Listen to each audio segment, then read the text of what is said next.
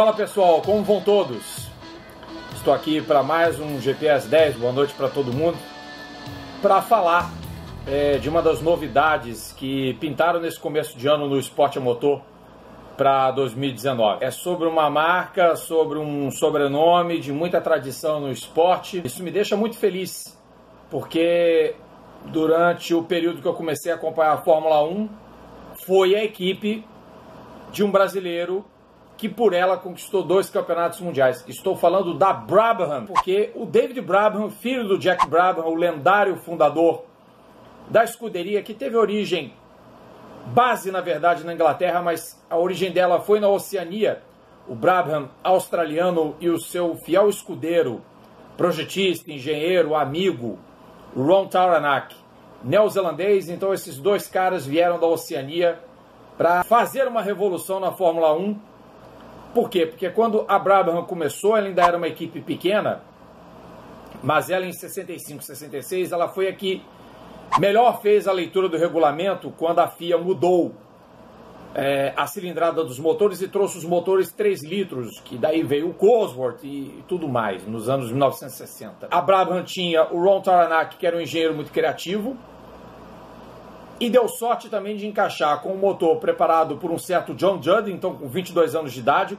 Ele fez esse motor Rap com alguma coisa de Oldsmobile, o bloco era de Oldsmobile. Transformou esses blocos de Oldsmobile no Rap com o Brabham. E aí a equipe conquistou seus 2 primeiros campeonatos mundiais. E tinha sido o terceiro do Jack Brabham como piloto e campeão como construtor em 66 e 67. Em 67 o Denny Hulme foi campeão mundial de Fórmula 1 como piloto, derrotando o Jim Clark, que já corria com a Lotus 49, que não era um carro ainda tão confiável. Mas por que eu estou falando de Brabham? Se a equipe já acabou na Fórmula 1 faz tanto tempo, faz 27 anos praticamente que a Brabham fechou suas portas na Fórmula 1, onde conquistou 35 vitórias, onde teve Piquet campeão, como falei, campeão com Brabham, campeão com Hulme, bicampeão mundial de construtores. Uma rica história no automobilismo, de vários gênios, e ainda vou falar deles ao longo desse vídeo. O David Brabham vai voltar com a marca no World Endurance Championship no WEC. A ideia do David é fazer o Brabham BT62, o super esportivo que ele apresentou em maio do ano passado, um modelo capaz de competir com as marcas que hoje estão, mas que a gente não sabe se em 2021, que é o plano dele, estarão no WEC. Quando você vê um construtor que não tem vínculo nenhum com nenhum fabricante vir para a proposta de Campeonato Mundial de Endurance, não sendo no regulamento dos Hypercars, é muito saudável para a competição. É espetacular, eu diria, porque pode redefinir o futuro do LMGT Pro a partir do momento que alguns investimentos mudem de direção. E pode mudar de direção, porque você vê, a Porsche já está indo para a Fórmula E, a Ferrari tende a fazer um Hypercar, isso ainda não está confirmado, mas a Aston Martin deve fazer o dela, a BMW não fala nisso em um primeiro momento, você tem a Ford namorando os carros elétricos, então é aquela coisa que o Jean Nouveau já nos disse, montadoras vão e vêm ao sabor do vento, e a Brabham seria uma ótima aquisição para o Campeonato Mundial. Já vão fazer os testes iniciais depois que as unidades para os primeiros clientes que já compraram a versão de rua, que tem um motor V8 de 700 cavalos, forem entregues, e aí começa o desenvolvimento. Vai ser preciso dinheiro, preciso investimento para você transformar um carro de rua em um modelo de competição. Você tem que mudar absolutamente tudo, trazer uma gaiola de segurança, montar alguma coisa com fibra de carbono.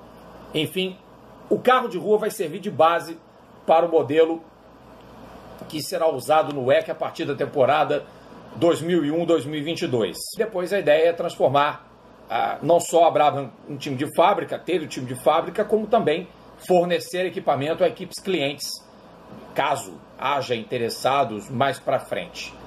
Mas é absolutamente genial. Eu sou fã da marca Brabham, era fã da equipe por causa do Piquet, logicamente, porque ele era o piloto da minha geração de torcedor que conquistou campeonatos, e mais fã ainda do Jack, porque o Jack foi um visionário trouxe a Brabham para um patamar de equipe grande, não uma equipe forte como a Lotus era nos anos 60, como se tornaria e como sempre foi a Ferrari.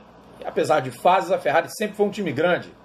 Mas depois surgiu a Renault, surgiu a Williams, a Ligier teve o seu período de força, a Tyrrell, graças a Jack Stewart nos anos 1970, e a Brabham sobreviveu a pelo menos 2 décadas, razoavelmente competitiva até 85, 86, e depois o nível decaiu um pouco.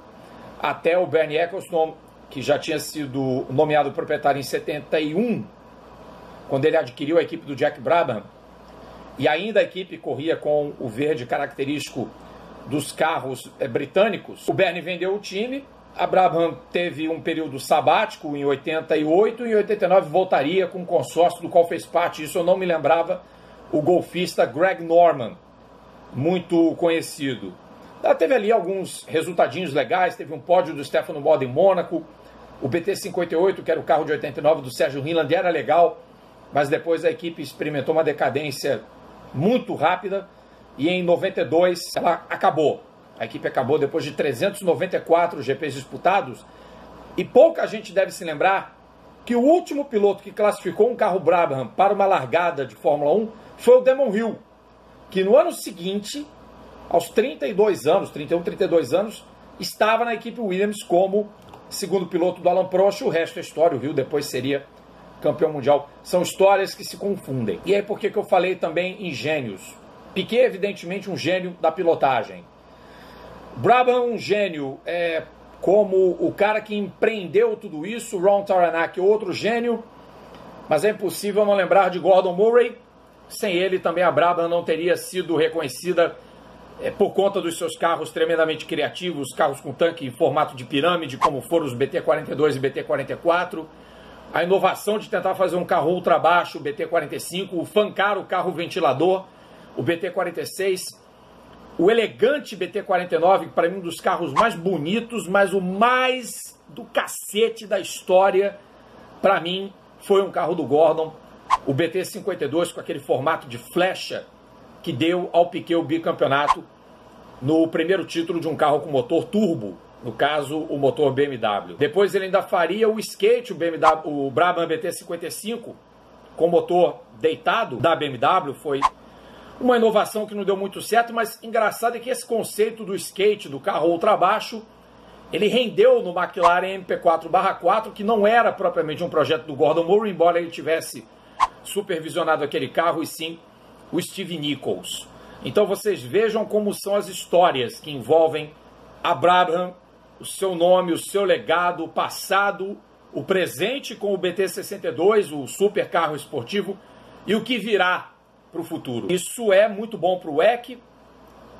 O Pierre Fillon, o presidente do ACO, muito feliz com a vinda da Brabham, e que outras marcas, que outros construtores de carros de alta performance tenham esse insight e se juntem ao campeonato, porque ele precisa também dessa diversidade que o Le Mans Series já teve com a Spyker, que já teve com o TVR, com o Salim, com tantas outras marcas legais que hoje já não existem mais. Mesmo a própria LMP1 tinha uma competição entre a Audi contra vários particulares, Pescarolo, Lister, Courage, enfim. Toda a competição entre Davi e Golias é saudável, e acho que essa competição entre o novo Davi do WEC, da GT Pro, que vai ser a Brabham, contra os fabricantes que hoje lá estão, Ford, BMW, Porsche, Ferrari e Aston Martin, se permanecerem até 2021, será um negócio demais, e eu espero poder ver o Brabham, o novo Brabham LM GT Pro, andando aqui no Brasil. Vocês já imaginaram a Brabham de volta a uma pista brasileira? Nossa, o coração vai bater muito forte. É isso, gente. Boa noite a todos. Esse foi mais um GP às 10. Tchau, tchau.